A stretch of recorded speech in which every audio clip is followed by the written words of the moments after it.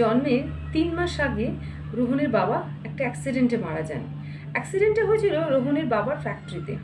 রোহনের বাবা একটা কেমিক্যাল ফ্যাক্টরিতে চাকরি করতেন। একটা টেকনিক্যাল ফল্টে একটা এক্সপ্লোশন হয় এবং সেই এক্সপ্লোশনে 45 জন লোক মারা যান। রোহনের বাবা ছিলেন তাদের মধ্যে একজন, এবং রোহনের বাবা তার দাদু ঠাকুমার একমাত্র সন্তান ছিল। রোহনের এই পৃথিবীতে আসাটা রোহনের দাদু ঠাকুমা একদম হাসি মুখে মেনে নেননি। তাদের ধারণা ছিল যে রোহনের বাবার মৃত্যুর জন্য রোহনই দায়ী। হয়তো রোহন আসছে, তাই জন্য রোহনের বাবা এই পৃথিবী থেকে চলে গেল। প্রথম থেকে রোহনের জন্মের পর থেকে রোহন পেতে শুরু করেছিল একটা নেগেটিভ এডুকেশন, একটা নেগেটিভ থটস, একটা নেগেটিভ বিলিফ তার দাদু ঠাকুমার কাছ থেকে। তারা কখনোই তাকে আদর করেনি, ভালোবাসেনি, কোলে তুলে নেয়নি। তারা প্রথম থেকেই রোহনকে বুঝিয়ে দিয়েছিল যে তার রোহনের বাবার মৃত্যুর জন্য রোহন দায়ী।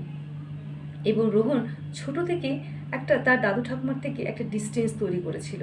তাদের সাথে খুব একটা বেশি কথা বলতো না, কারণ প্রথম থেকে সে পাচ্ছিল একটা রং এডুকেশন, একটা নেগেটিভ থট, একটা নেগেটিভ বিলিফ সিস্টেম, আর তার জন্যে সে নেগেটিভ এক্সপিরিয়েন্স গেইন করছিল। রোহন যখন স্কুলে যাওয়া শুরু করলো, সেখানে গিয়েও সে বন্ধুদের সাথে মিশতে পারতো না, বন্ধুদের সাথে কথা বলতে পারতো না। কোথাও তার মনের মধ্যে একটা ভয় ছিল। রোহনের মা সব বুঝতে পারতেন, কিন্তু তার কিছু করার ছিল না। তিনি অনেকবার তার শ্বশুর শাশুড়িকে বুঝিয়েছেন, কিন্তু তার ইনলজ একদমই সেগুলো মানতে রাজি নন। কারণ তাদের বয়স হচ্ছে, তো তাদের বিলিফ সিস্টেমটাকে কোনোভাবেই চেঞ্জ করা যাচ্ছিল না। কিন্তু রোহনের মা চোখের সামনে দেখতে পাচ্ছিলেন তার ছেলে একটু একটু করে শেষ হয়ে যাচ্ছে, একটু একটু করে নেগেটিভিটিতে চলে যাচ্ছে। রোহনের মা শক্ত হাতে ধরলেন। তিনি রোহনকে বোঝাতে শুরু করলেন একটা পজিটিভ বিলিফ সিস্টেম দিয়ে, একটা পজিটিভ থটস দিয়ে, একটা পজিটিভ এডুকেশন দিয়ে, যে তোমার বাবার মৃত্যুর জন্য তুমি দায়ী নয়।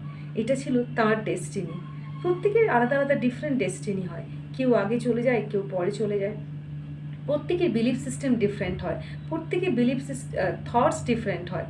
কেউ নেগেটিভ থট নিয়ে চলে, কেউ নেগেটিভ বিলিফ সিস্টেম নিয়ে চলে, তাই লাইফে সে নেগেটিভ এক্সপিরিয়েন্স গেইন করে। কেউ পজিটিভ থটস, পজিটিভ বিলিফ নিয়ে চলে, সে পজিটিভ এক্সপিরিয়েন্স গেইন করে।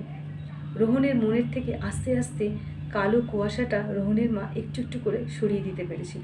রোহন বুঝতে পেরেছিল সে যে এডুকেশন তার দাদু ঠাকুমার কাছ থেকে পেয়েছে সেটা সম্পূর্ণ wrong, that is a wrong education. এবং তার মায়ের কাছ থেকে সে পেয়েছিল একটা right, strong, positive education. Rohan এখন খুব ভালো আছে। রোহনের মাও রোহনকে নিয়ে খুব খুশি।